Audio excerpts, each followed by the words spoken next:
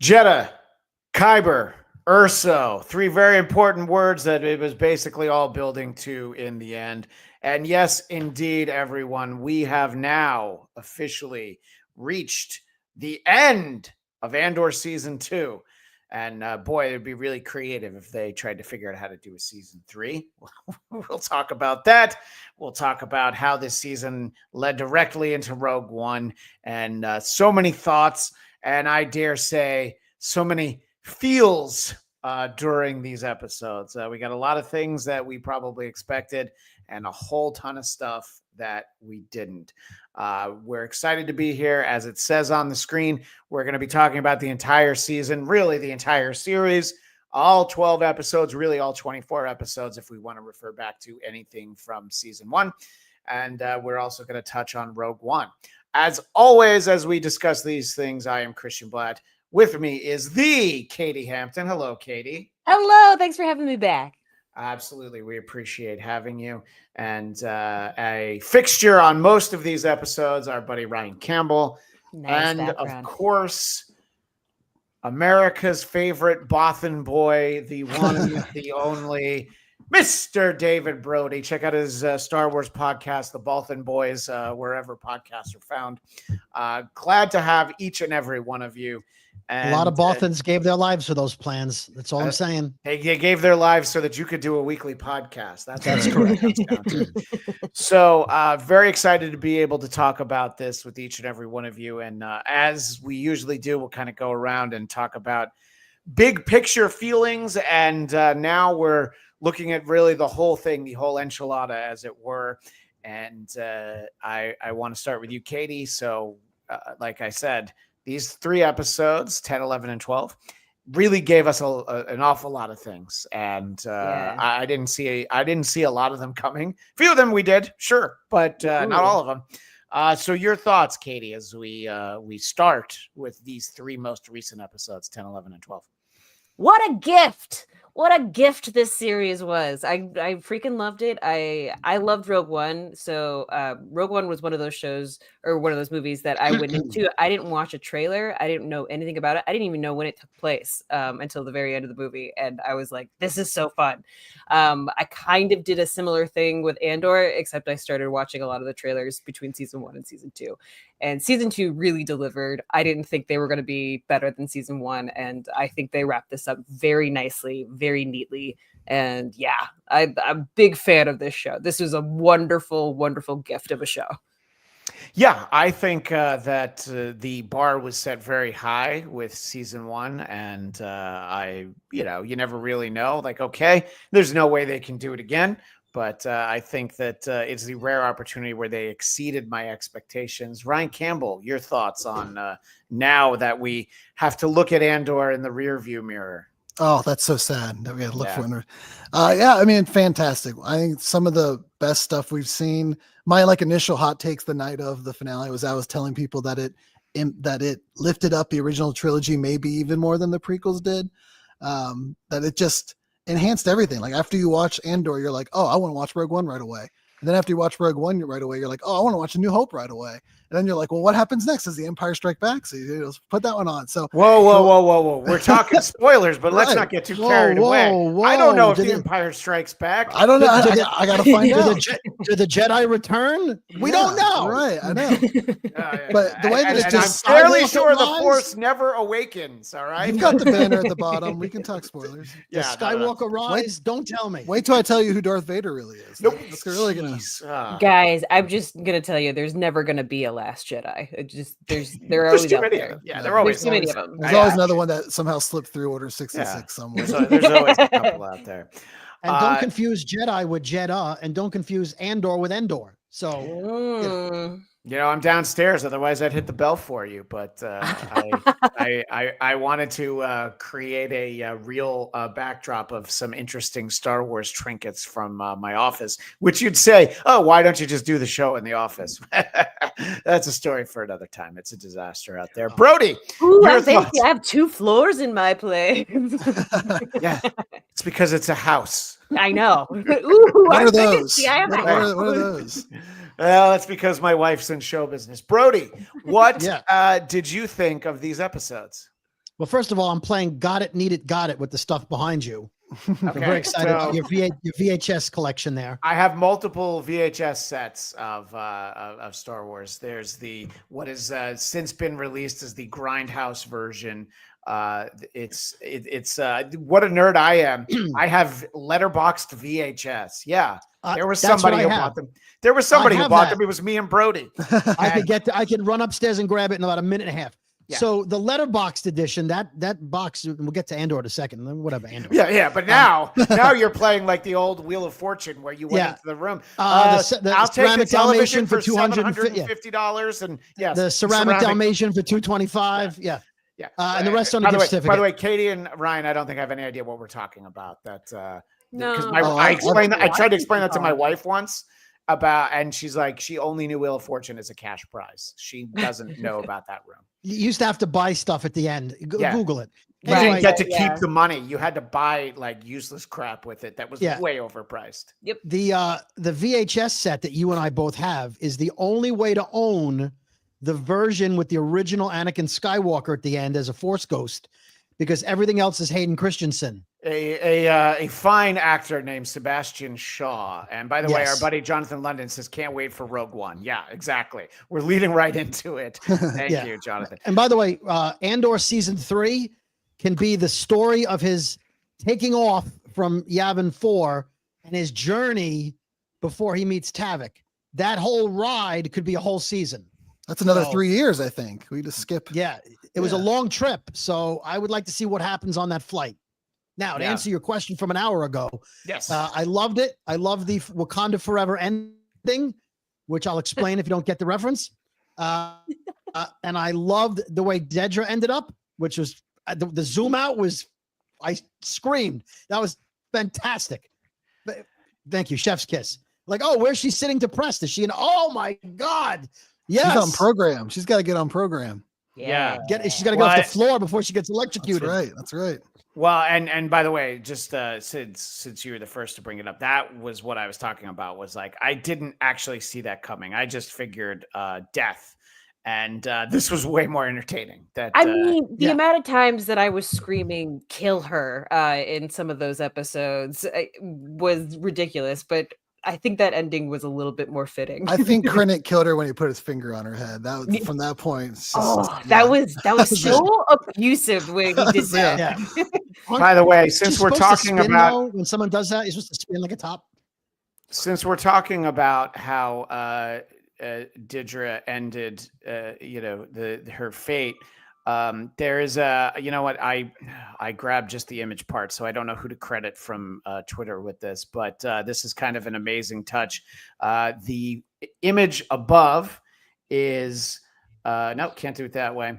This is from Andor, and below it is a scene from THX 1138.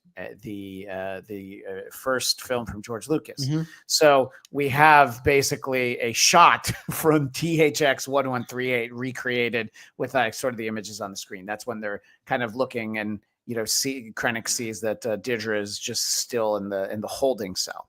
So I thought it's a nice little touch like that. And man, there's the Star Wars story that I want to see. Does she outlive the end of the Empire? Because if she does, she would be freed, I assume. And nobody's more of a true believer than her. As the great Lord Vader said to Krennic in Rogue One, don't choke on your ambition. Well, Dedra might have choked on her ambition. She girl bossed a little too hard. Yeah. Right, which I would like to think you can't girl boss too hard, but she did. Yeah. What were you going to say, Brody? I would think she's no longer part. I don't think she's team ISB anymore. I think she's realizes that they're all crap and that she joined the wrong team. That's what I think. I think she's sitting there going. Someone said that she would have been a really great rebel, and I was like, honestly, she would have. Oh, the Krennic line when he said that if you're not a rebel spy, you missed your calling. I was like, that's a good line. That was awesome. Dude. It's a very nice line. Yeah, and kind of chilling as well to be like, oh yeah, you did choose the wrong side of everything. Yeah. It will be interesting to see what the New Republic would do with her once they got her out and found out who she was, because she didn't exactly betray the Empire, so it's not like they're going to reward her. You know? No, and you know, I'd assume there'd be documents that It's like the Nuremberg trials, but of Star Wars. Well, she definitely played a role in. Sorry, what's the name of the fashion planet? I thought I had it in my head, and I could studdle. Gorman? You know, Gorman. Yeah. Zoolander? She Gorman. really just Blue Steel, made sure. the Blue Steel universe. Yeah, she made sure that that Gorman happened. So yeah, she's probably not gonna get to live happily ever after. Maybe it'll be a nicer prison. I hear the New Republic prisons are nicer. Yeah, I would imagine. Yeah. So I would like to have seen her be Captain Phasma, but we already know who that is. Like she would have been like to bring her back and like take the helmet off, and now it's her. If we didn't already know who it was, that would be like a great reveal. Well, maybe I when they could do see them- Completely erase Gwendolyn Christie and just put her face in there. Well, how about this? When they do the special editions of the sequel trilogy, they can re-edit it so that she's actually Captain Phasma. There's many people. Or waiting even for that. better, Captain Phasma takes his helmet off and it's Hayden Christensen. How about that? All right. See, Hey. yeah, look, Brody, that's what we love about you is that you're always thinking. I still say Mark Hamill as Luke Skywalker would look over at the Force Ghost and see Hayden Christensen and be like, "Who the hell's that guy?" Yeah. You wouldn't know who he was. Right. Yeah, exactly. Let's start talking about episode 10 because, when we did our first episode, Ryan and I were joined by our friend Diallo, and Katie did pop in for a bit, which we appreciated. And he doesn't love this show, and I did invite him to come on today, but I assume he's occupied. But he's got the link, so you never know. He could pop in at some point. But his whole thing was, I like the show when it's not Cassian. Well, then he would have loved episode 10 because I think they might even say his name one time. But what an amazing turn of events, that first episode. And we don't usually go episode by episode, but I think in this installment, it's actually a lot easier because everything's so tied together in the way that it happens. So I want to ask you first, Katie. We're going to talk about episode 10, which is called Make It Stop, by the way. So, yeah. Getting to see that flashback of good old Skarsgård. I guess it was the Clone Wars. Is that what we're assuming that that flashback was? I would say it's hard to say because we're very close to the events of A New Hope, and I don't think she's old enough. Like, because it's 20 years since Revenge of the Sith, just judging from Luke and Leia's relative age in A New Hope. So I think that this is just sort of, it might be the waning days of the Cold War. Yeah, same difference. Clone War. Hey, look, and the Clone War was very cold. I've seen Hoth. So yeah, I think that that's it's the waning days of the Galactic Senate and Palpatine just being Chancellor. But it was all about his to go armor. sideways. I was trying to judge on the armor, Yeah, but when sure. the second guy came in, that was like questioning him. It looked like he had a similar helmet to like what Han Solo was wearing in like the early days when he was like an Imperial like grunt soldier. Yes, in it Solo. was the same outfit as in that he Like wore a in mud Solo. soldier, right? Yeah, Right. pretty much. Yeah. So I think it was like early days of the Empire, but I think it was Empire-esque. Yeah, okay. Yeah, that was a fun contextual moment of just being like kind of like looking for the clues of like where in history they are. Yeah. And what planet they might be on too. I loved the slow roll of that because every time they presented sort of a new image of like what the assistant was doing, it harkened back to where she was in her childhood and how she met up with him and Luthen. But what was his actual name? Did we get that? I couldn't. Yeah, hear it you. wasn't I'm sorry. Luthen. It wasn't Luthen. It was something with an L though, but it wasn't Luthen. Okay. He did say what his real name was. that It he was like changed his name to Luthen. Real, but his Lear was his like actual name, like King Lear, which I thought was really interesting. And then it was sort of a anagram. She's of Kayla. Was she Kayla? Was She's that her name? Kayla. Yeah. Kayla, yeah. something. That is Yeah. how you say it, right? Yeah. Boo. Well, Clea. It's actually Clea. Thank you, Clea. Clea. probably Clea. If Clea. I had to, yeah, I'm thinking now the way it's spelled is Clea, but I believe that they said Clea. Sorry about that. Mm. So, yeah, I agree with you, Katie. Getting sort of the flashbacks to it only helps set us up for what I think we all realize is the only way that episode's going to end. Yeah. It's Yeah. like, well, she's not sneaking into the hospital to rescue him. And I think that kind of also speaks to a larger effect of how Cassian can just shoot a guy and like move on type of thing. Like she is experiencing the woe of what she probably has to do in the next couple of steps. But she's reliving the life with him because she just doesn't want him to be, tortured into giving information or whatever else they're going to do, or let Deirdre have her way. I loved how beautifully they set that up. Yeah, there wasn't much of Cassian in that episode, so I hope D'Angelo liked that. But apart from all of that, I especially loved how Deirdre, through all of this, kind of slipped down her own path of like she was trying to find out like where all this was going for, and she had so much hubris in bringing that the tracker or whatever to Luthen's door. Like she was gonna have her big moment, and that was her greatest downfall. And I felt like, oh, here's the psychotic narcissist who's finally getting their end. Yeah. Which was wild. I did not expect that to happen so suddenly with that. And what a great scene between the two of them. Yeah. Apparently she studied people who were psychotic to do that role, to play Deirdre. Which I thought was really interesting. Yeah, I could make a list of some people that it reminded me of, but it's probably not polite to do on camera. Oh. But when she shows up at the shop, as his comms unit is still smoldering, Yeah. I was like, oh wow, we've got 3 more episodes. I didn't think this was we're getting to this now, and I was just like, okay, is this going to be kind of a cat and mouse thing where she knows and he knows she knows, but she leaves anyway because she's going to try and get him on something? Nope. And he's like, oh yeah, remember that possible forgery that I showed you earlier? Yeah, I stabbed myself. So those events just very shocking, and we'll sort of circle back to the latter portion of the episode. Sure, but I wanted to talk to you, Ryan, about sort of we get some verification of the Death Star, which I'm sorry, it's going to really confuse Rogue One a little bit. It was like, oh, okay, so this pilot had this info, which you already had. So He didn't have it all, though. He didn't understand have it all. Yeah, they were pretty careful to like just leave elements so Yeah. that the stories coming in multiple different angles. It helps when one of the writers on the movie also created this. Right. I understand, but at the same time, I was like, all right, I guess. But so I thought that was and Lonnie, we hardly knew you, right, Ryan?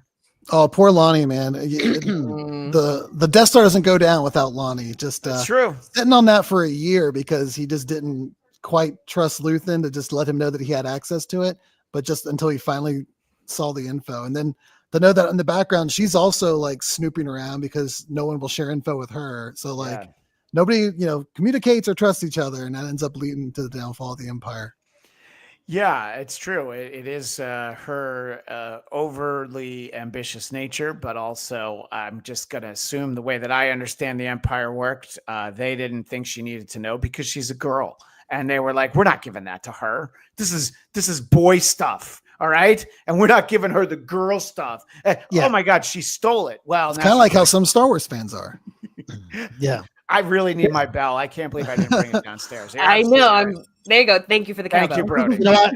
Here's an opportunity. There's no Grand Moff Melissa. So Very true. So yeah, and obviously we get that showdown. What did you think when you're seeing that, Ryan? Deirdre just happens to come into the shop right as there's no evidence for her to seize. It kind of reminded me of that scene in Heat with Pacino and De Niro, where they're sitting at the table and they're like, everything's on the table.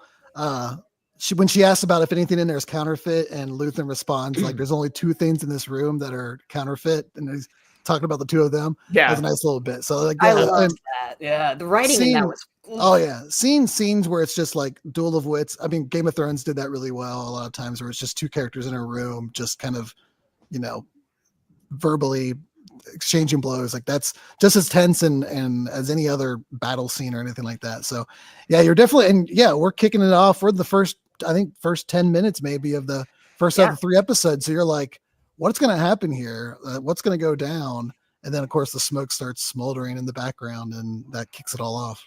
Yeah, that's when the game, as they say, is on. And yes, Ivan Soto, Deirdre literally rebelled against the Empire, but not in the way that somebody like Luthen or any of our Rebel Alliance heroes did. She rebelled against the Empire because she wanted to, get a promotion. She wanted to get a gold. She wanted to get a gold star, and from Krennic, who is obviously just as needy as she is. That was the nice reminder I got from Rogue One. It's like, but Lord Vader, you're gonna tell the Emperor. Yeah, no, I'm not gonna tell the Emperor shit. All right.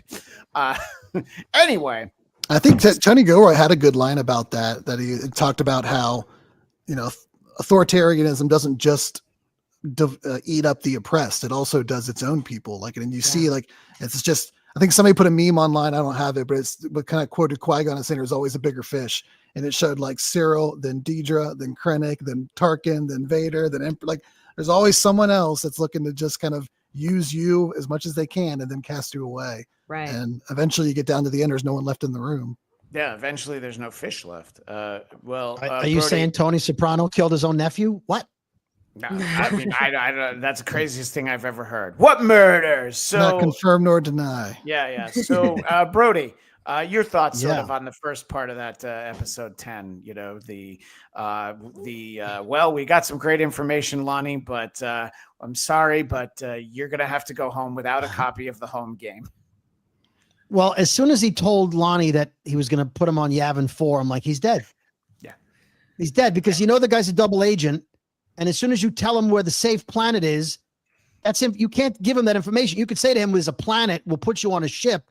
And when we get there, you'll see where once he told him, yeah, we're going to bring you to Yavin 4. I'm like, he's friggin' dead. Yeah. He's dead because you can't let him walk. You can't let him leave that bench. I could not remember. I could not remember Lonnie, to be honest. I was like, I know I've seen him in the meetings, but who is this guy again? And I'm glad they had the flashback in the Lonnie's right. Yeah. So they already know the Empire is on to Lonnie. They already know the Empire's after Lonnie.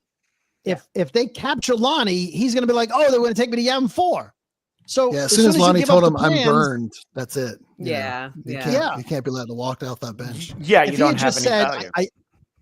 I have value, but they may find out. They haven't. Like, don't tell them they found out. Just tell them I'm worried they're going to find out.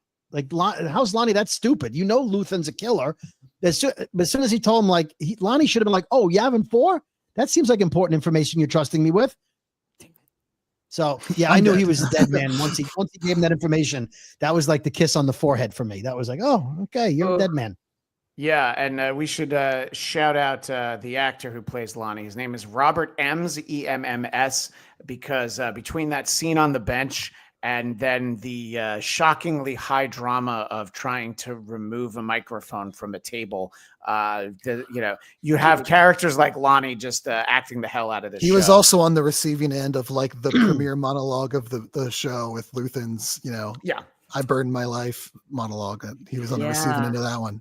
Yeah. So which I had also forgotten if it hadn't been for the flashback or the previously on.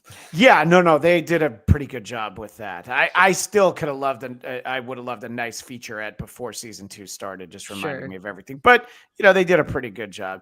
And Ivan, I think that the rebellion wouldn't have existed without Luthen and and Clea.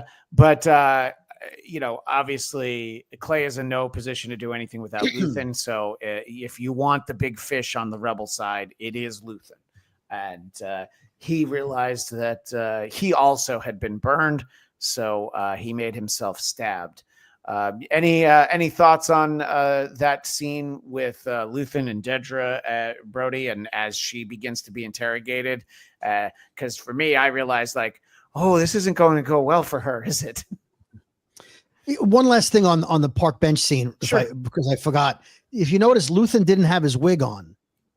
He was sort of saying the jig is up. I'm not wearing the wig. I'm meeting you in public. Normally we meet in an underground facility.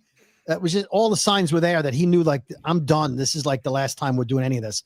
As far as the Dedra thing, when the doorbell rings, he had the look on his face I wonder who's at the door. I'm probably in trouble. But he didn't close the back door to the back room. You could still sort of see it. The door was open with the smoldering. And he opened the door and he was talking to her. I was surprised. I guess he knew the jig was up because when she said, "Oh, I have this artifact," and it was the thing he tried to steal from season 1, that he didn't go, I don't know what that is. He knew, it's don't even lie. Don't even pretend at this point. She knows who you are. I think he sensed the walls were closing in when he told Clea to leave and he would go back to the shop because she originally said, "I'll go back to the shop and burn everything." Because she said something if we play this perfectly or something, and he's I think we're out of it. Yeah, we're all out of. He knows that the jig is up, and I think he more than anyone probably knew this was how he was going to go out. He wasn't, he obviously the whole monologue is about how he's probably going to die in a ditch somewhere. And no one will ever talk about what he did, And he even reconfirms that with Andor at a certain point, and he's just that's what I said when you first got into this. We're all headed for death. I think he understands what Saul doesn't. To compare the two is he knows there's no future for people like him in an eventual future, but he's willing to give that up. Yeah. By the way, that's my idea for a spinoff. The Forrest Whitaker led. What about Saw? But what were you going to say, Brody? As long as I can see Saw 2 and Saw 3 and Saw 4. Oh, you better call Saul Guerrera. Oh, better call Saw. Nice. Guerrera. That's the joke I made. I just said the same thing. Oh, okay. You didn't have the bell. If you had the bell, we would have all. Yeah, we would have known. I'm really now, if Saw gets his own show, you'd be like, "Did you see Saw?" You're like, "Yeah, it had its ups and downs." Okay. I might have to go get it at this point. Finish your thought, Brody.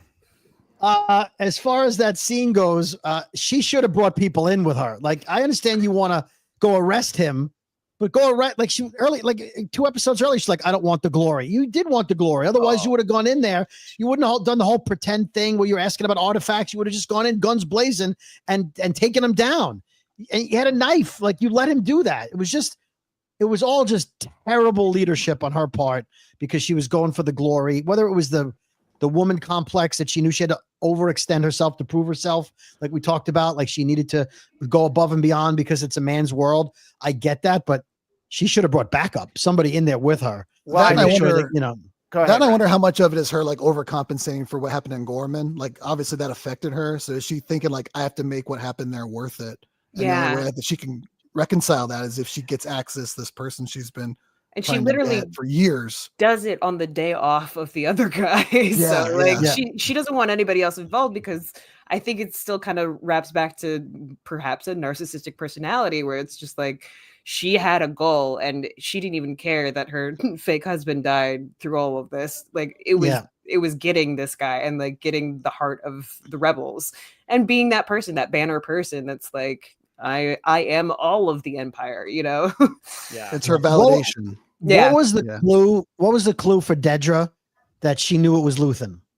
I don't remember what it was. I mean, I don't think we see it. I think. Okay, it wasn't anything I missed. She just she mentioned one of the interrogations that they were talking about. The person had mentioned how the guy she met had hair and collected antiquities or something. She mentions it at some point. I can't remember exactly, but something along the lines of she read somewhere she didn't get to do the interview because she was always snooping through other people's stuff. But somebody had mentioned they talked to somebody who had fancy rings and was like an antique person. I think that's what tipped her off. Yeah, but I think to Brody's point, we don't actually see her realize it. She just she just explains it to somebody. Ivan points out that Deirdre did want glory. She's always wanted glory. Yeah, look, her saying I don't want the glory is like, you know what? Let's not get each other anniversary presents this year. Don't fall into the trap.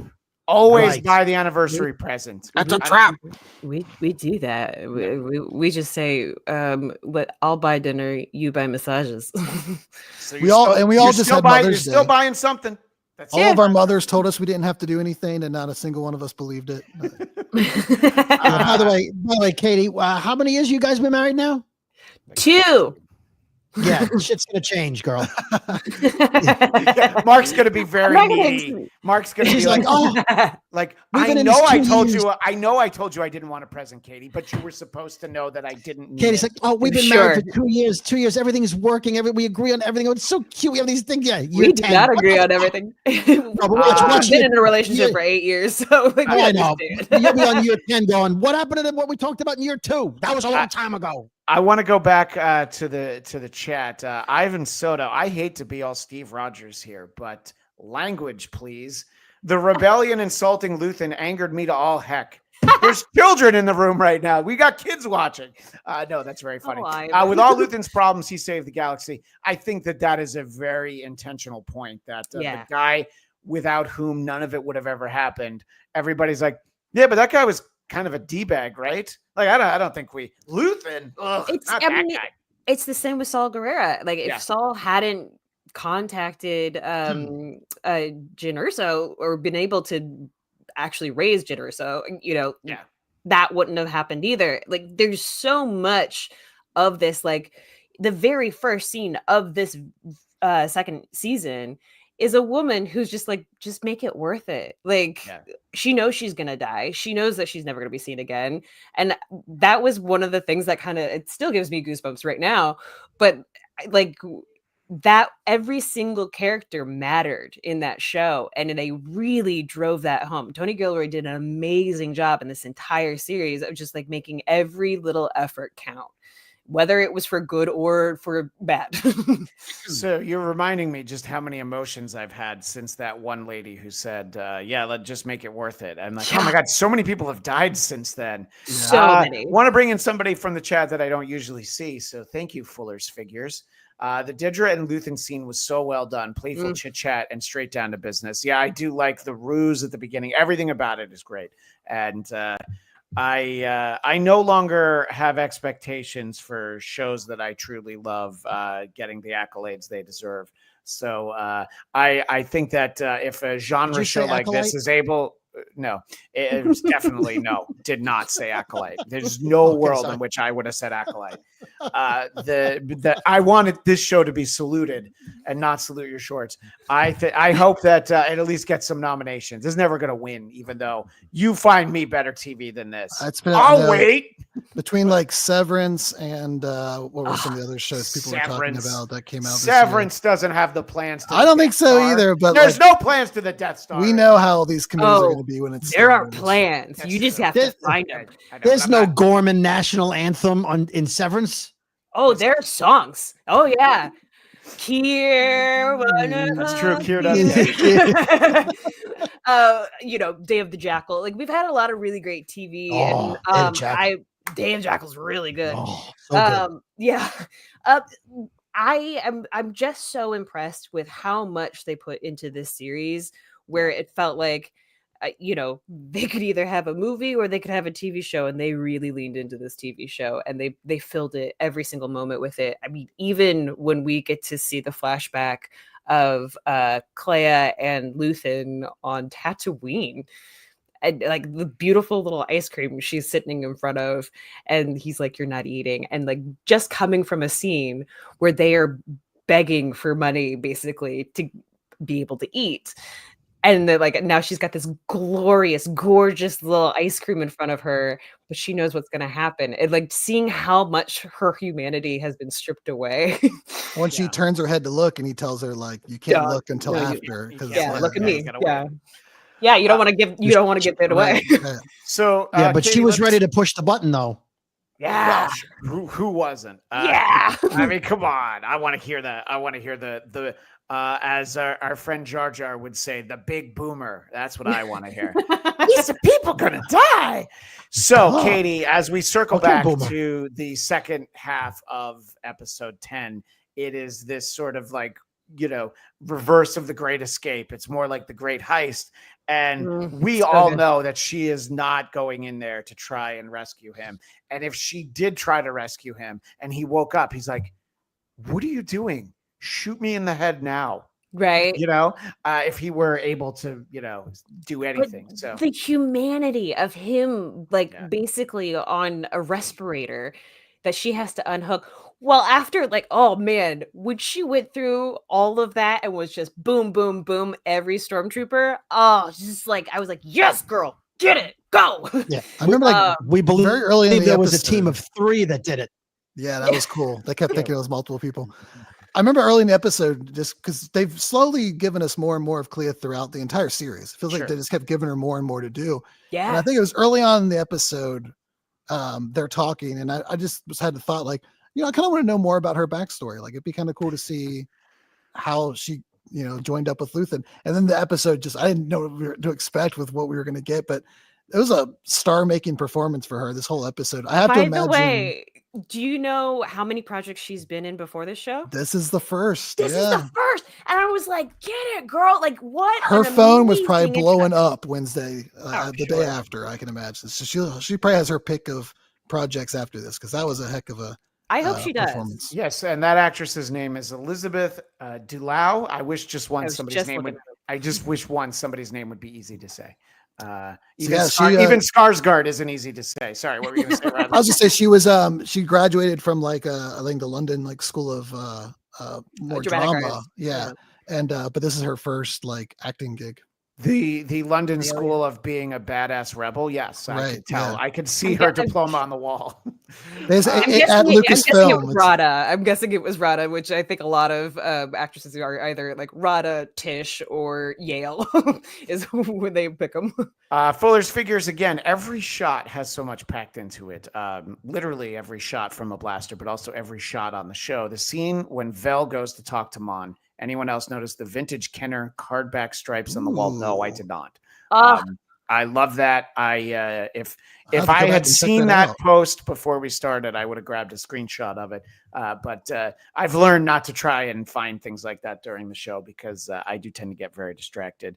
And so obviously it ends sort of the way that we know it has to, but he's really been the driving force behind this series. Yes, obviously it's Cassian, it's his show, but Luthen is really the straw that stirs the drink. Brody knows what I'm saying, and that's he's basically the Reggie Jackson of the rebellion. So as we talk about sort of the way that episode 10 ends, Ryan, we knew he had to die, but we didn't have to feel good about it, did we?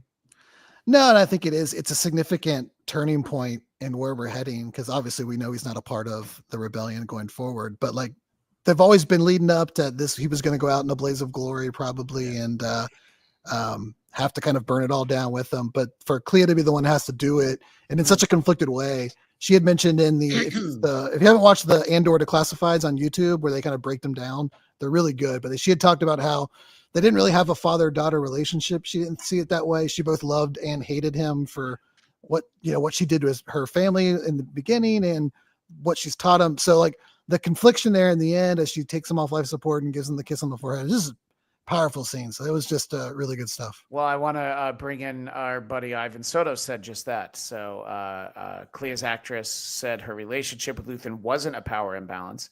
And she's always been in charge. She both hated him because he killed her family, but also loved him because, basically he rescued her, instead of saying oh, there's a kid under here. Good thing I have a blaster in my hand. Not just that too, but he also gave her the tools to be effective in her.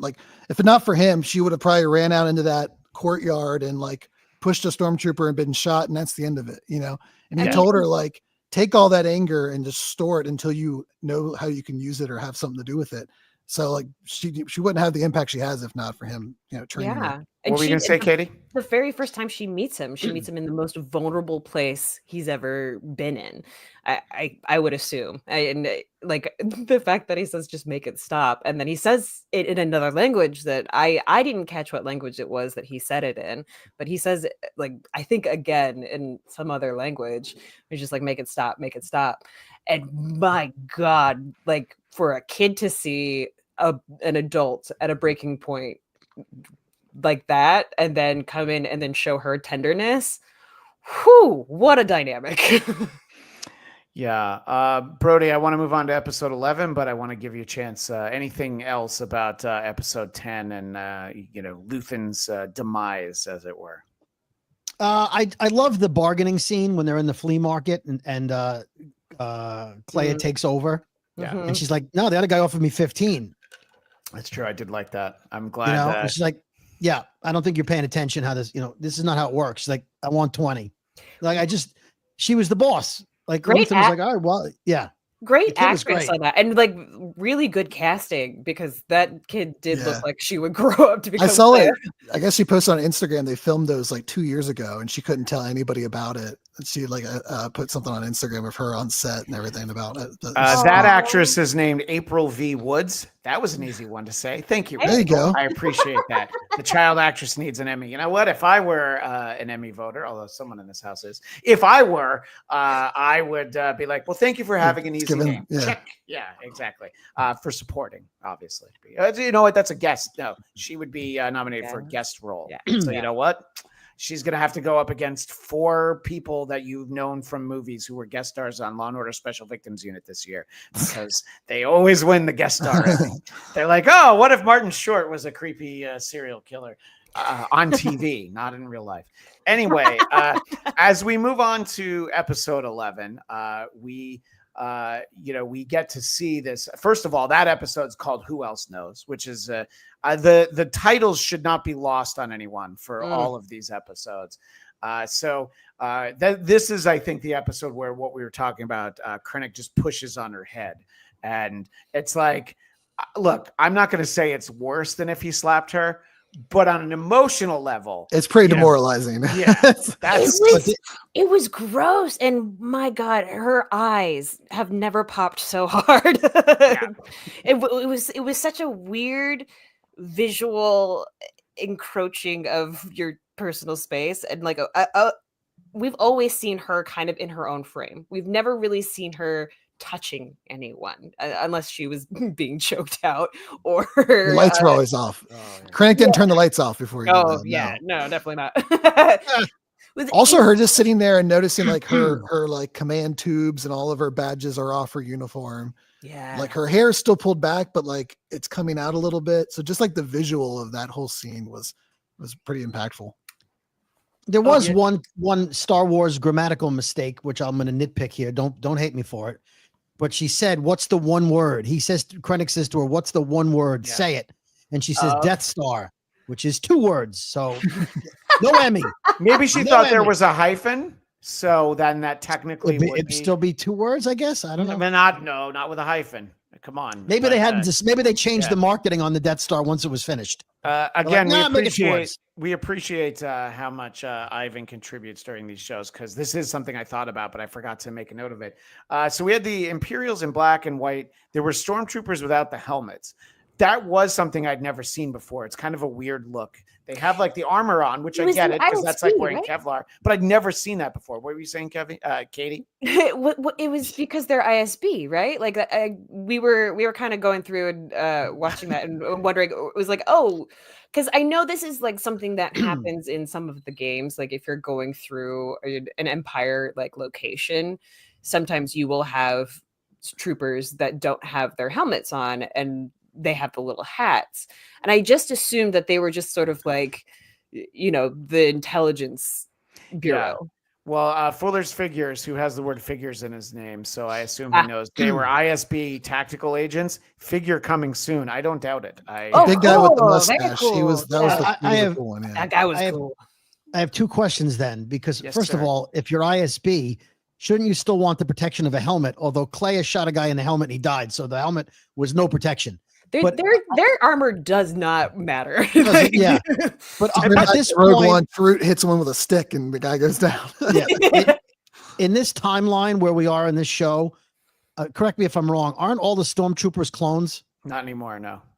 Not at this point? Not at this point. Out, yeah. The distinction is the clone trooper kind of helmets. They look different. And then you take the helmet off and they all look like Tamora Morrison, so right. Oddly enough, which is great for him. And that's something the Bad Batch touches on, is that kind of transition period between clones. Okay, that's why I asked. Okay, very good. Yeah, but by the way, whichever kind of troops you're using, I mean, however much time you're spending on target practice, triple, quadruple it, like every once in a while they get a shot off, but almost never. I mean, come on. It was cool seeing during the assault on Gorman that basically they were employing people who were not good at their jobs for a reason, so that they would be easy to control or they would be just fodder for the masses.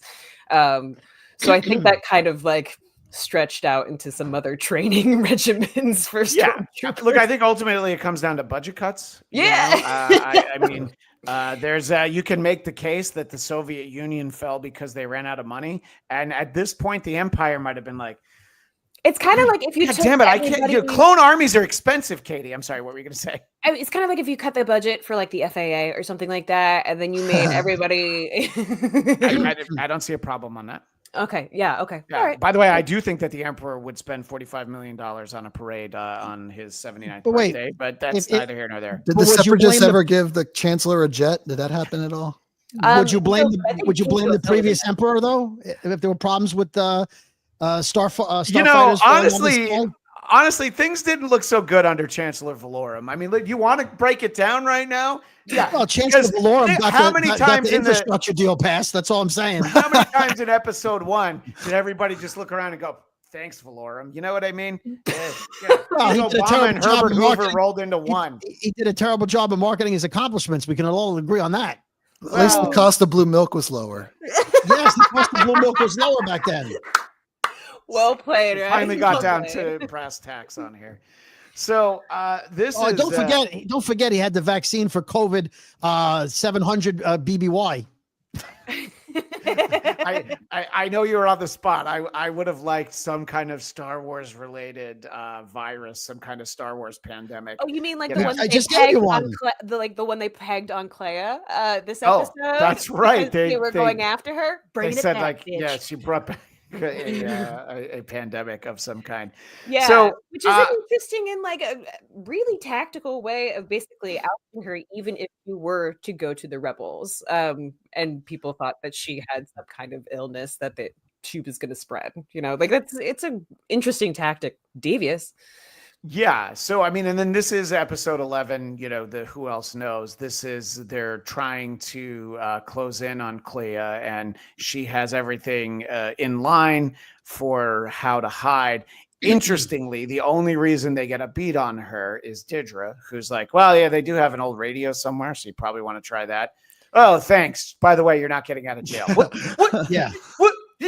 She just keeps shooting herself in the foot. Why are you said, I'll give you a clue if you let me out of here. Yeah, right, exactly. Which is the interesting thing. She never did bargain towards the end there. She had her moment. She fucked it up with Luthen, and then it's everything unraveled from there. She totally self-imploded. Yeah, no, I don't disagree. So this, I think, this episode is why I was up till 2:30 in the morning watching all 3 of these. Because at this point, I know I'm not going to only watch one, but I like especially that middle one because it's going to lead into a cliffhanger. Middle. Well, yeah, this middle one, the way it ended, I'm like, well, I guess not. I do like that we get to spend time with K2SO in these episodes. Yeah. The best character from Rogue One. He's more of a smartass in the movie, though. You know what I mean? Way more. Yeah. And I was like, oh, I kind of missed that. And I actually, as I'm watching the show, I'm like, oh, maybe I remembered the character wrong. But then I rewatched the movie and I'm like, no. He's very blunt. And he's like, he just says things like, don't worry, Jen, I'm going with you. And she's like, oh, that's nice. because Cassian told me I had to. Oh, God damn it. I like I that. just- You know the odds that she's going to use that on you. It's high. Yeah. Yeah. Yeah. Very high. He did have some snark where he's like, I wish I knew where we were going. It would help, you know. Yeah. He did Yeah. have a couple of little, you know. That's true. but- And when he gets switched on, the first thing he says is, what did I do? Because if I didn't do anything, could you, not point that blaster at me? And yes, anytime that we can shout out Alan Tudyk, he rocked in the show. Ivan Soto says he's basically a kid in the show, and the movie he was a teenager. Well, that's a question that we'll talk about when we're about to move on to talking about the transition from episode 12 into Rogue One. I mean, it's not a lot of time. And, the timetable is very compressed by skipping a year after all of these. But look, I thought that this was a great, fast-paced episode 11. We're talking about Who Else Knows. And there, it's all, yes, there's different things dealing with different characters, but it's all focused on basically Cassian's going to bring some friends and try and make it so that Clea doesn't get captured. Because I think there was no chance that she would get captured. Right, Ryan? She learned from Luthen that if they're about to close in, you have to put a blaster to the temple. Yeah, I don't know what the galactic equivalent of a cyanide pill in the tooth is, but I'm sure she had some sort of exit strategy that if she could not get out. But yeah, and one of the things I noticed about this whole episode was just how like dreary the environment had become. And the cool thing about having 1 year breaks between all the arcs is to see how the first one, like how Coruscant itself is pretty lively, like their little apartment is all nice. And then like by the time we're now, everything's gray, nobody's out in the streets. When she gets to the safe house, like the entire apartment block is just like run down and stuff. So to see how just like the Empire is even ground down Coruscant at this point, I thought was pretty visually storytelling wise. Again, every shot is completely packed with information, and to see her kind of broken down in that safe house that we've seen Bix and Cassian had like a little bit of a life in and everything. Now it's just cold and empty. I thought was just a nice. But yeah, she's never going to go quietly. And I don't know what her plan is, because when Cassian comes, she acts like she's not gonna. She wasn't planning on leaving. Doesn't want to go with the rebels. So I'm not entirely sure what her end game was. Well, I think she had resigned herself, that she wanted to make sure that she got the message to them, and she needed that confirmation, because in her mind, she's like, all right, I'm going to end up dead in this. But then there's also, as we saw when she ended up actually going to Yavin 4, that Luthen is he's not somebody that's given the credit that he deserves. Brody, what do you think about Clea's mind state in this episode 11? This is as the ISBs are here come the ISBs, by the way, sung by Will Smith. That's right, here come the ISBs. What are your thoughts where she's keep at the ISBs out of your mouth? Yeah, okay, really good point. Thank you. Yeah. Well, first of all, there was one thing that didn't make sense to me when the Empire was in Luthen's shop, sending a signal to her in her apartment. Yeah. The machine was clicking and beeping, and she ignored it. She didn't check this. Like, if she thought it was Andor, she should have gone and checked it. And if she thought it wasn't Andor, then she should have been like, oh my God, she didn't turn the machine off. Like, once Andor said, we're coming to save you, she should have turned the machine off. I don't know if you guys noticed that. I thought Andor didn't send any message. Yeah, the way I understood was it was only a one way, that they couldn't really communicate back with her, because she never thought anyone was coming or didn't know that someone was coming until they knocked on the door. I think there was a bit of an overlapping between like the ISB's version of what they were looking for in her signal, because they found out that like they're using Empire's wavelengths. I'm not really sure how that tech works, but the CSI lady figured it out. Yeah. What a character. Can we talk about her for a second? Just kind of nerding out. But when she sent the signal to the machine, Clea never acknowledged the signal coming in, and I guess she didn't either hear it or see it. But as far as her mindset, to your point, Christian, I thought she was dead. When she said, just deliver the message, you need to be just repeat it. Repeat what I just told you. Like, I thought, okay, she's going to die, and he's got to take her message now. Like, she's like, when that. I think that was more to help explain why Andor didn't know what the weapon was in Rogue One, because all he knows are certain names, is certain key He didn't know it was a factors, planet killer, Jedha. but when they threw that stun grenade, you know, it only stunned the one woman that was needed to get stunned, and I thought she was dead at that point. Right? I thought, yeah, she dies, and then Andor. I saw a good reason for that, though. Somebody on Twitter noted that the reason that Melshi and Andor didn't get knocked out is because they were kind of conditioned from being on the prison. Oh, shit, that's a really good built point. Up their built up their tolerance, or just know what to expect from that kind of shock. They've had their heads rattled a couple times. They're used to it. They haven't been to so many. I don't know who said it on Twitter, but I thought that was pretty clever. That's very clever. Yeah. The other explanation would be men. No. Or Clea had her hand anti-bell. What is the anti-bell for that?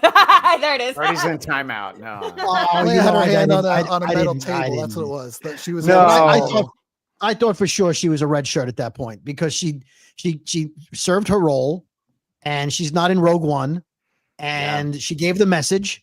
So anyone who's not in Rogue One is getting Mace Windu'd, you know, like, oh, he's not in Star Wars, so he's got to go out the window. I was kind of hoping that she'd figure it out, though, because just for being like someone who is younger and like knows a lot about comms and I think that's an asset the rebellion could really use, even just having her like control of information, shadow broker Liara kind of way would have been really cool. Fuller's Figures wants to shout out that radio operator is an Irish actress. I think that that would be a hard name for me to dig up, but maybe I'll give it a try. And Ivan thought that she felt like she was suicidal, even in Yavin. I think it was more she felt like she had outlived her usefulness, but basically we're saying the same thing, Ivan. And I'm sorry, Katie, what were you going to say? I don't remember, because now I'm Googling who this Irish actress is. Genevieve O'Reilly. No, that's Mon Mothma. That's Mon Mothma. Yeah. Irish. Sounds Irish though, so I see that. Yeah. No, okay. I'm gonna keep looking for it. I believe the actress's name is Adam Hughesy, the H-Man Hughes. Interesting. He's actually the only Irish person. Very easy to pronounce. Yeah. Speaking of names with ethnicity, did they run out of Star Wars names when they named Saw Gerrera? Did they run out of names when they said Clea? And I kept thinking they were saying Leia. Yeah. People started a fan theory based off that for the most part. Oh, that's right. That was pretty silly based on the age of Leia was 19 like a month later. So they're like, oh, she's Leia's daughter. I'm like, how's that possible? Leia's 19 as a grown ass daughter. Not likely. No, it's not likely, but let's say it's not impossible. Never stops. We'll get into even a better one that people have about a certain child later on. But there's I know. That one. Don't you worry. Grows up to be Black Panther. Yeah. or it's Simba. I'm not sure which one, but we will get to all of those theories. So yeah, look, I think that episode 11 really just moves along, and it really it's all coming down to episode 12, which of course is titled Jedha Kyber Urso. And that's basically the mantra that that's what Lonnie died for, is those three words. So thanks, Lonnie. So, you know, and I mean, that is the cliffhangeriest of cliffhanger endings from the episode. It's like everybody's closing in and scene. I'm like, they're going to black out here. I know they're going to black out here. And then they did. And I was just like, okay. I was like, please don't open up on the episode and they like swing in and they're not there. I was like, please don't do that like off timeline type of thing. So glad. They already did that once where they were in the wrong apartment. So you can only play that game once. I know. And thank you, Tony Gilroy, for not doing that again. But yeah, no, that was one of those that I was just like, I know we're going to end this. Please don't do it. You did it. Please make this a good episode. And boy, did they. This last episode was phenomenal. I thought this was one of the best of all of the episodes. It set up so much for Rogue One, so much that we ended up watching it last night. 2 nights ago, whenever it was. No, and I think that obviously we see the value in having K2SO who just storms through and literally just throws everyone. It's just like, all I got to do is throw you, and then that's the end of it. They kind of mentioned that in the Declassified about how like once you introduce him, he kind of is OP in a way of just can get them out of any situation. So they kind of tried to hold that off as much as they could before. And then they make they make the situation particularly dire where it's like, okay, that is the only way to get in. I'm sorry, what were you going to say, Brody? It seemed like forever though. He tried to call him on the comms and they were in the elevator. So I thought, okay, once he gets out of the elevator, he's going to hear the warning that there's, but he never called him again. He's probably like, oh, there's no signal. So he never went.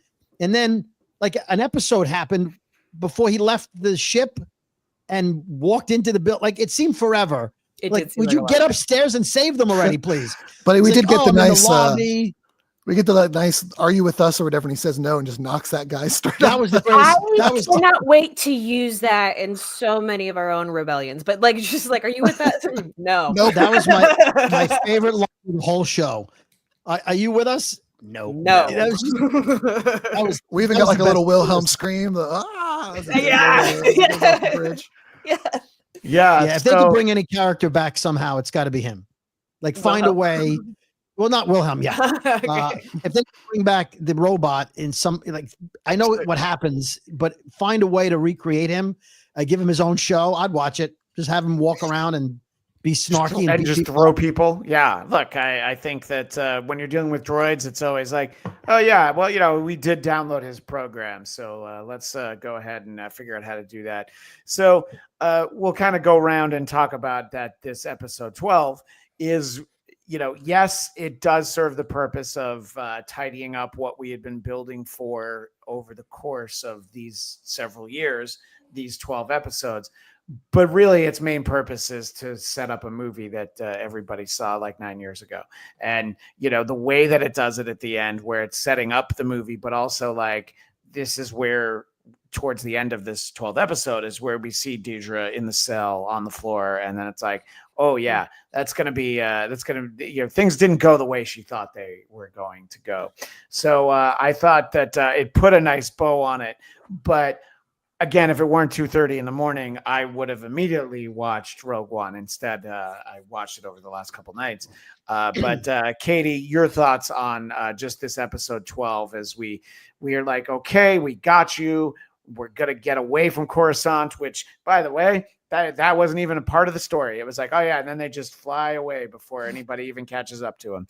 And then they get to Yavin, and everybody's like, this crazy broad worked with Luthen. I don't know if I trust her. Oh, and remember, Luthen's an asshole. Wait, what?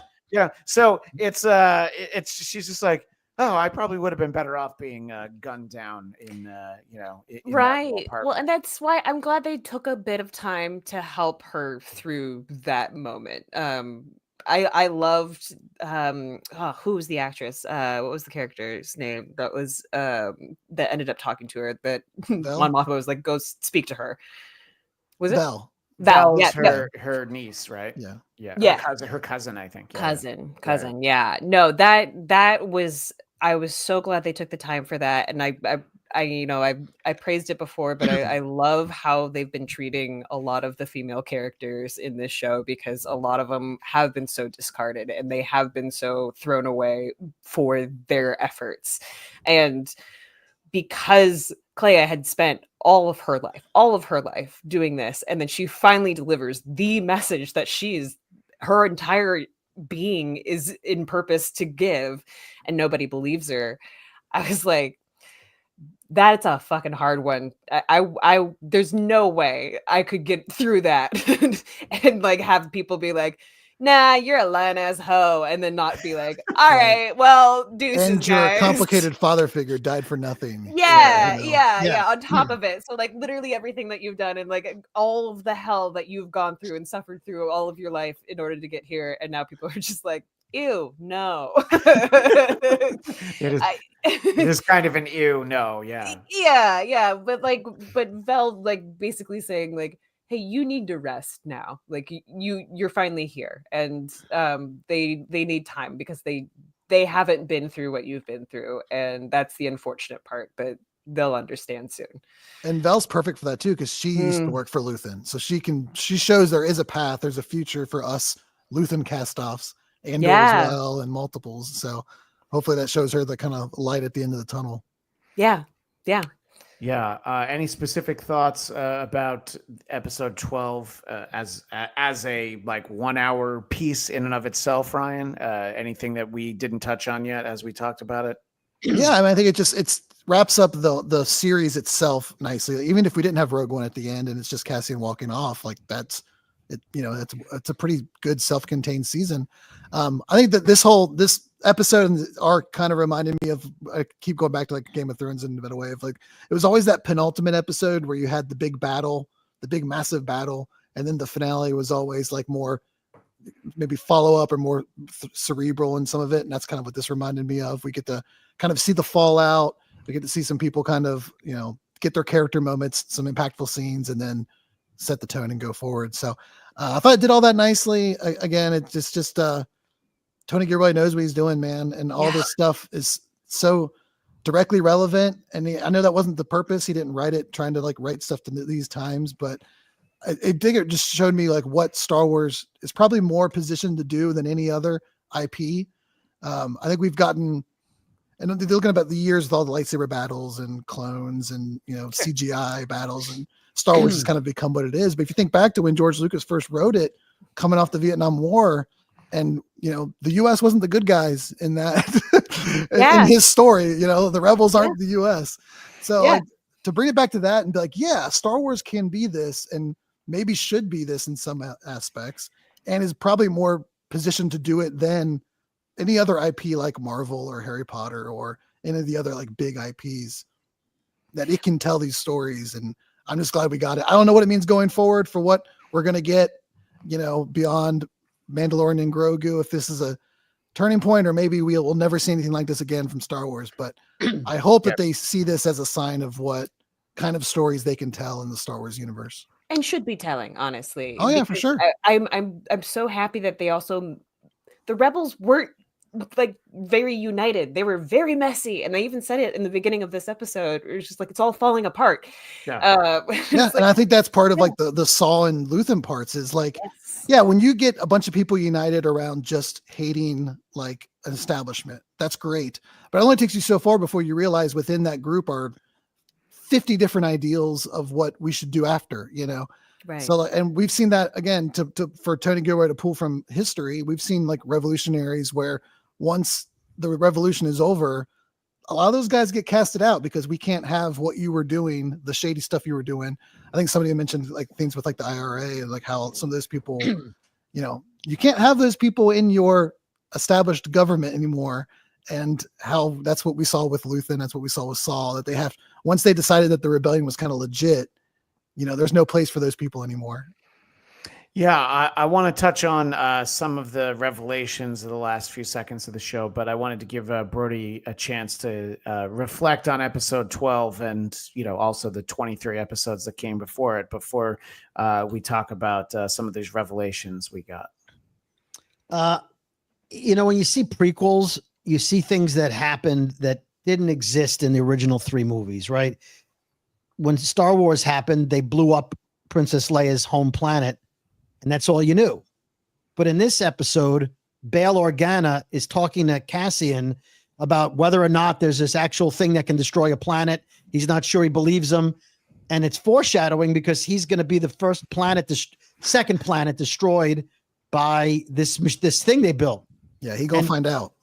He gonna find out that it's right. Yeah, in this episode he fucks around and then he's gonna find out. Yeah, right. Definitely. Yeah. And also, I would again, you can't put her in the show, but Princess Leia has to be only a few months younger than she was in Star Wars, yet she's not involved in any of this because he kept her at home, right? She's probably still wherever she is, but she exists in that world. You know, Luke is a water farmer with his uncle, whatever he's doing there. But Princess Leia is a princess, yet she has no involvement in the Senate or anything else. I would have liked to have seen, you know, him reference his daughter or something, just because it would have been a fan service, but that didn't happen. But when Andor has to leave and he puts on the jacket, first thing I did was check Rogue One to see if that was the same jacket. Oh, yeah.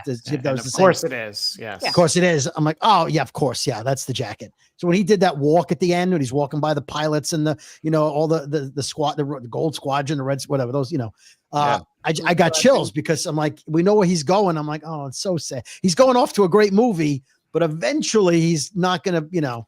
Well, and he walks by the Force healer woman who kind of has a look of like, her face is more somber because I think she knows She what knows. or she can see the Yeah. aura around him of what he's like. Yeah, Right, his he's gonna do destiny is something- to, do his something destiny is really his destiny. important, but he's not going to survive it. Yeah, absolutely.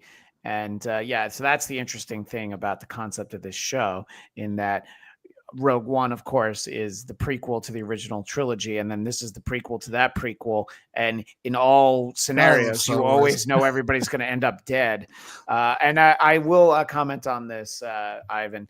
Veil ignoring Mon Mothma with Cassian was great. She didn't want to play him; they're trusted friends, and it's insulting of Mon Mothma to ask of her cousin to try and create a situation. She is a politician, Ivan. So that does come before family, but I know what you're saying. So yeah, but Luthen saved her. Luthen proved himself to her, and Luthen trusted Cassian to save her. Yeah. And that's all she needed. Luthen trusted him. Luthen gave him this information, gave it to Clea. The fact that she was like, I'm not sure, it all sounds crazy to me. Why would it sound like you've seen everything? You're in the know, and you're like, I don't know if we could trust this information. Has any other information been wrong? But I think that's one of those things, especially when politicians are faced with some really devastating truths. It's like you don't want to believe it, but you need to have every deniable possibility taken care of before you can start preaching the good word. But Luthen's the guy who said, Bail Organa's team is corrupt, and I got to rescue you. Like he kept proving himself over and over again over the years and years. If I give you information, it's trustworthy. If I trust me, and she was following his lead, and then all of a sudden to go, I don't know if this is accurate information or not. At some point you got to go, this is a good source of information. We should listen to him. Andor saved my life. at least let's investigate it. But they were also like, I don't know, maybe, who knows? Sounds crazy to me. A planet destroyer, so. Yeah. So, Ivan, you said this earlier, and for those who aren't sure, Potagraz is Deirdre's boss. So that older Imperial agent accidentally set off his gun while cleaning. He that's subtle. There is no scenario in which that's an accident. The subtleness in that moment, though, when the other guy outside the door just does that little wave up, and the stormtrooper, he knew. Oh man. I think Ivan was being facetious, by the way. I hope you were. So so he has the respect for this guy's service as like, the least I can do is let this guy, they're not die in bullets, peace, but take a bullet, basically. And, this is, yes, he has to go. Let him do it himself because he understands. What were you going to say, Ryan? Just again, the visual storytelling aspect. Like I love that if you think, go back to season 1 of Andor, that ISB room is like the brightest white you've ever seen. Pristine. There's people standing in the background. Every seat is filled. There's people standing. And to fast forward to now, where it's literally him by himself in that room, and it's like completely dark. Like that image of where the Empire was and how where they are now as they're kind of at the waning days. And like Leia says in A New Hope, they've tightened their grip so much that star systems are slipping through their fingers. Like to see that visually, I thought was a really cool contrast to kind of that room in season 1 when when the Empire is at its most efficient, at its most ruthless, and we've just seen it slowly deteriorate as we do these 1-year jumps. Even in early in season 2, those Imperial meetings in that room were very well catered, and we don't see the hors d'oeuvres at that point. Oh yeah, it's like slowly, if you gradually gotten like more bleak for them every jump. Every year. Every time. What did you want to say, Brody? I would imagine that white room, after what Patagast did, looks a lot more like Kingpin's painting. It's like a Jackson Pollock. I was going to say it's definitely a Jackson Pollock painting. Yeah, a little more red now. At the end of the episode, for anybody who was worried about B2, the droid from season 1, he's getting to play with another droid, so he's happy. And then we see Bix, who I thought we might see again, and I was actually convinced was going to die at some point in Rogue One. Andor I was convinced lost everything too, but again, way to take care of the women. And Katie, do you remember what you texted me? I said, "Who dat baby doe?" Yep, that's exactly what you sent. Katie said, "Who dat baby doe?" And I mean, obviously, it's It's Cassian's baby. I mean, and you said it's Cassian's baby. And I was like, I know whose baby it is. I But want to who's know he gonna- who that baby is. well, now that's Yeah, where now. season 3 comes in. That's where the Poe Dameron prequel starts. That's what everybody was. Even though we know who Poe's parents are in his comic, okay, Yeah. but it wouldn't be the first time they've retconned something. But I don't Well, think that's the case. how Cassian meets K2SO is retconned from either comics or novels. What happens Yes. in the series is not how they had met previously. So, I would be shocked though if that turns out to be Poe. But I mean the storytelling gymnastics you have to perform to make that happen. And it doesn't seem to be. By the way, and why? Yeah. Why? Are you Yeah, that's What- the thing. It doesn't seem to be Tony Gilroy's style. Like he's even. No. What if somebody asked him, Kylo like, Ren was adopted? There we go. No. No. Ray's parents weren't nobodies. I feel like it was just kind of like it was the life that they were trying to give to everybody in the galaxy. And it, as we see Andor in Rogue One, eyes open for a world exploding, we see we get to then in turn see Bix eyes open looking at the setting sun instead of the sunrise of destruction. And I thought that was a really beautiful mirroring moment. And also, of course, like grains of wheat, a little 300-esque or gladiator, like just put your hand through those waves of wheat or whatever. Right. Yeah, exactly. And Fuller's Figures claiming that baby is Poe is just imperial propaganda. Sounds Right. Yes, but you can't spell propaganda without Poe. So That's right. Well, I mean, you can actually. No, There's no E in propaganda. It's but that's- propaganda. oh yeah, now see again. If only I brought the bell. propaganda. All right. Thank you. Yeah. Yeah. So we all decided that let's see how this leads into Rogue One, and I think Ryan kind of convinced me that they had this piece of information, but then the informant at the beginning of Rogue One just sort of solidifies it, and then they understand what it is. And obviously there's no real issue. I think that things run together very nicely. There are characters who I didn't recognize on Andor, who there they are in Rogue One, which I'm sure the people who watch these movies more regularly than I do repeat. Like, I think I saw Rogue One in the theater, and I think I watched it one other time, but I hadn't seen it in probably like 8 years. Wait, how old are my kids? So I hadn't seen it in about 9 years. So it was fun to kind of see that, and just some of the touches of things. We can shrug off the fact that boy, in the story that happens after this, Cassian Andor looks a lot younger, but that's all right. I understand how all of that is. That's not an issue with me. Was there anything striking for you, Katie, as you rewatch Rogue One after these events of Andor? I honestly was thinking that a lot of the characters did look older than what they looked like on the show. Like, I mean, Whoa. that very last shot of Krennic, I was like, they de-aged the fuck out of him, right? Like, he looks a little glossy. Yeah. Yeah, especially as he's like watching the Death Star like kind of finish up being built. But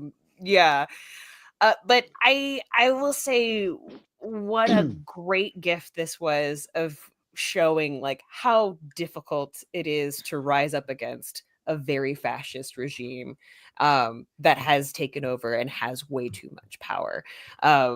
I'm so happy that we got this show because I don't know if Star Wars will, to Ryan's point, to Brody's point, like I don't know if we will continue on in sort of this vein of like, the right kind and right level of political commentary within a sci-fi series like this, and as iconic as Star Wars.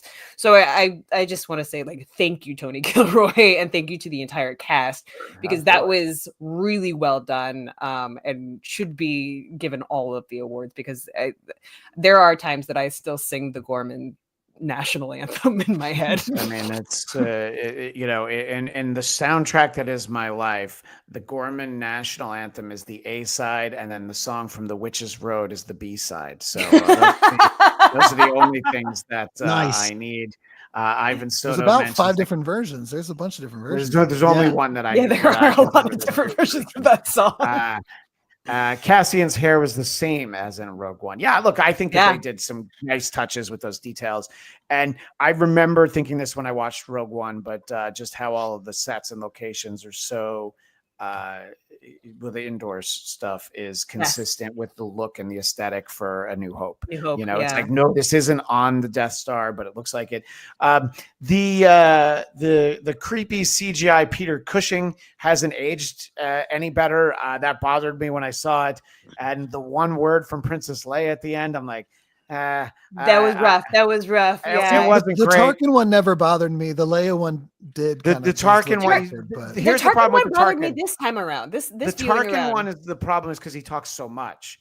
Leia says one thing, and I'm like, okay, well, I know where they have the audio of her saying hope. They also feel like bobbleheads somehow. Like they feel like toys. They still did better than the ones in the Flash. Those were even worse. That's about 10 years later. Yep. That's fair. What were you going to say, Brody?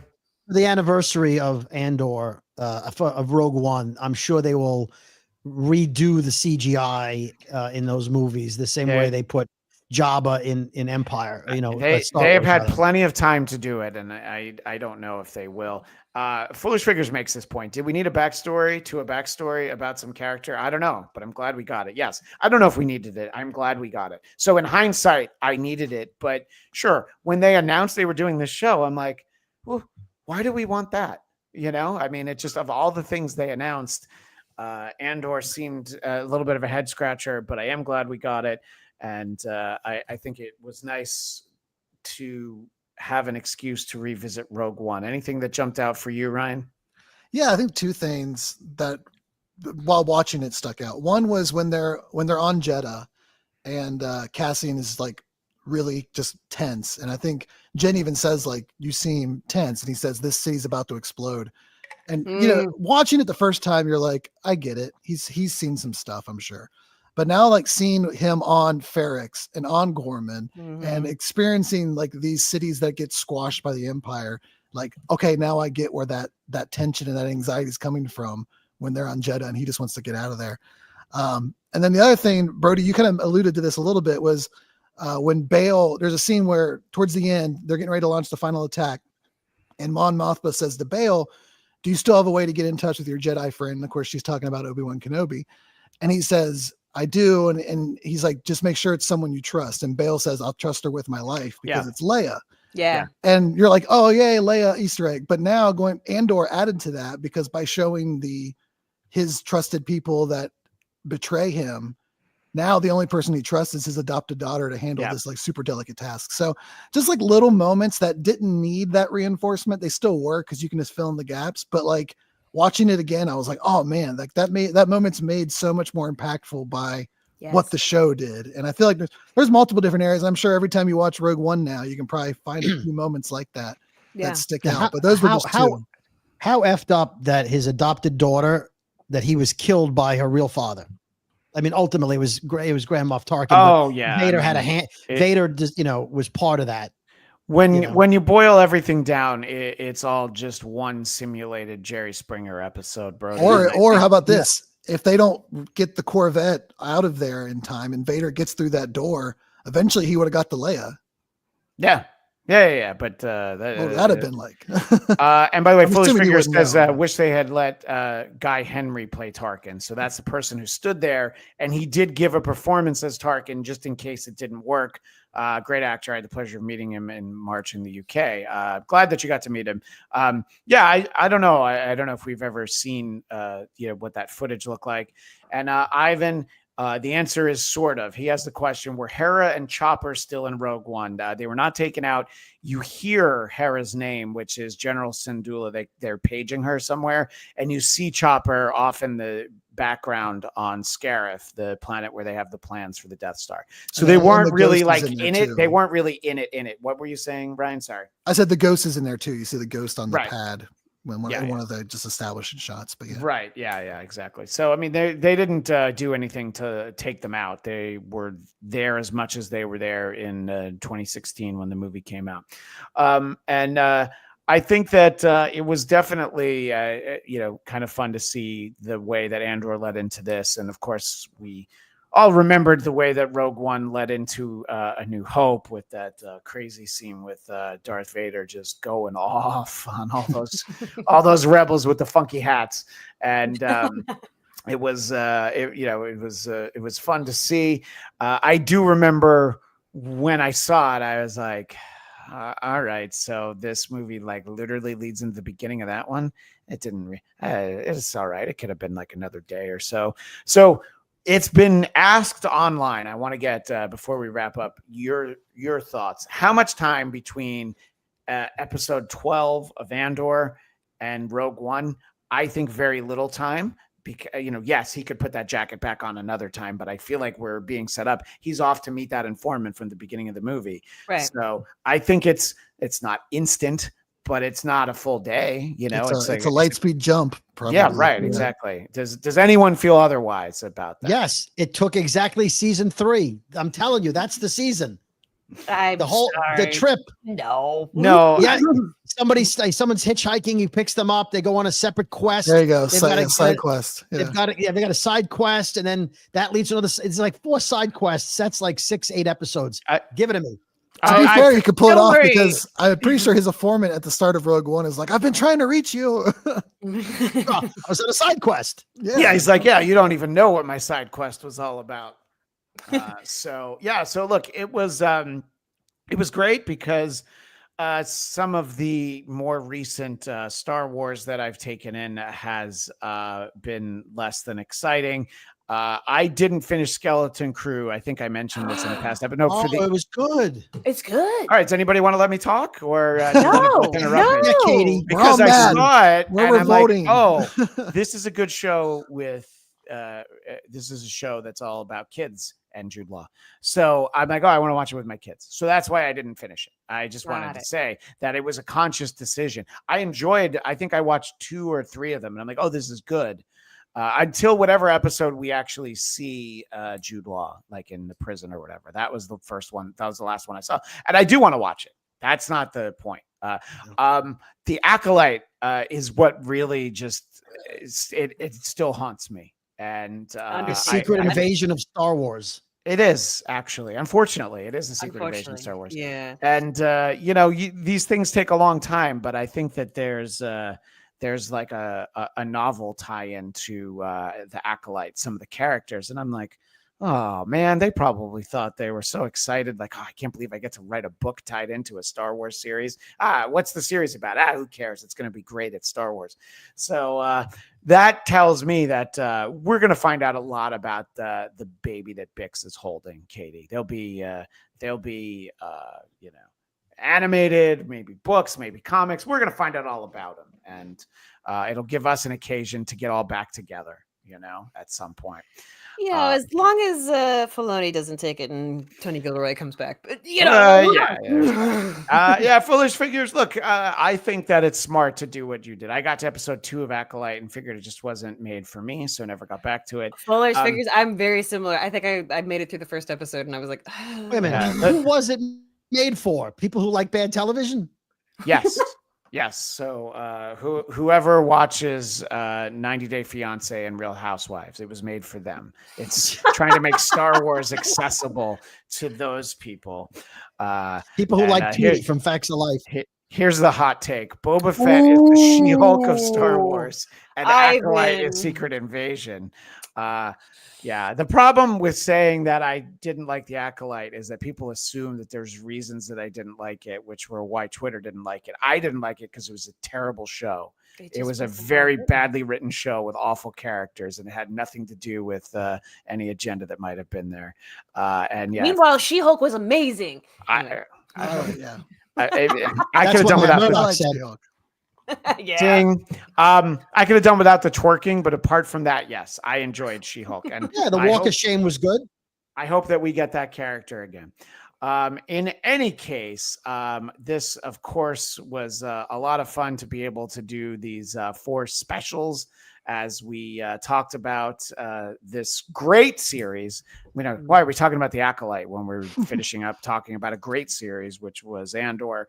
And, when people are like, what have you been watching that's good on TV? I'm like, well, I'm going to have to tell you it's Andor, because nothing compares to you, Andor. That I believe Prince wrote that song about Cassian Andor. I could be wrong, but I'm pretty sure it was a galaxy a long time ago. It was a galaxy far away a long time ago, the whole thing. But we appreciate all that, and who knows what we get next.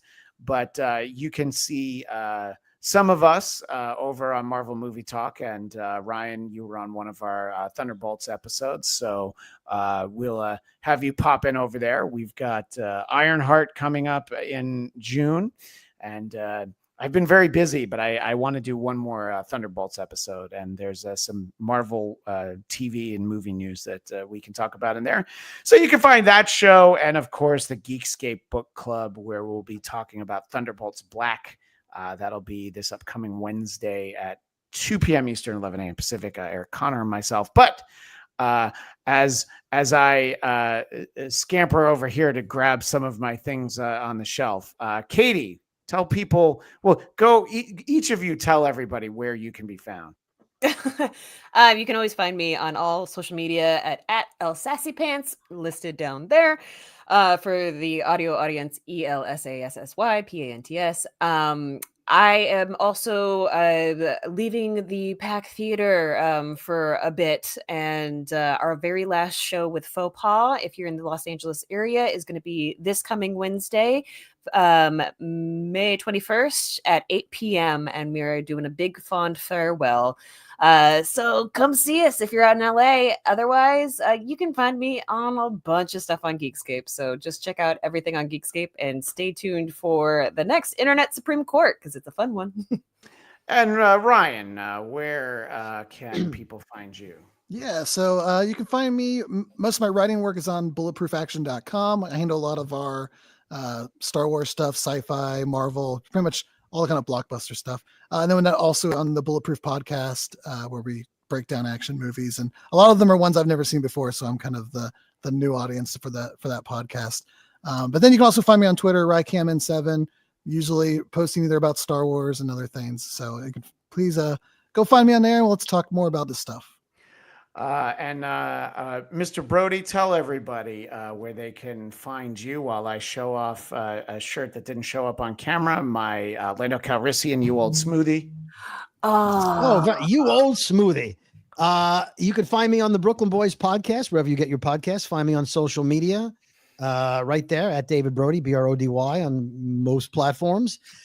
And if you collect or know what a Wacky Packages is, made by Topps Industries, there's a new set of collectible product parodies coming out in a couple of weeks, and I've got a bunch of them that I wrote and created. So Wacky Packages, everybody. There you go. Well, we very much appreciate that. Thank you for letting everybody know, Mr. Brody.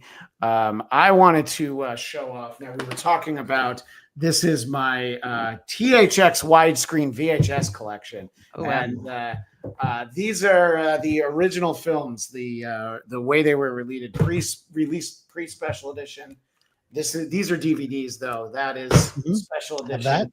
And I can not recommend enough the old Star Wars radio dramas. These are on cassette, but I believe you can download them. And they did on NPR. They did Star Wars. They did Empire Strikes Back. They released them on cassette and CD, and they sold so well that they got the gang back together, and then they did a Return of the Jedi. Mark Hamill's on there, and John Lithgow is the voice of Yoda. There are some really interesting casting notices on there.